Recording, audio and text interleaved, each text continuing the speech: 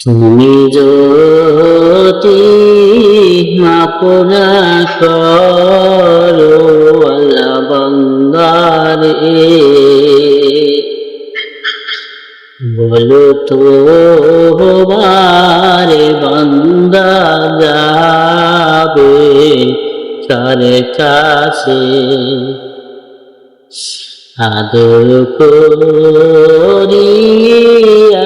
আল্লাহ বান্দা বানাইয়া কেমনে দিবে জাহান্নামে পালাইয়া? আল্লাহ, আমরা শয়তানের আক্রান্ত প্রকৃত গুনাহগার আল্লাহ।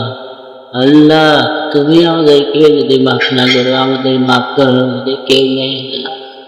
আল্লাহ, তুমি আমাদেরকে মাফ করে দাও।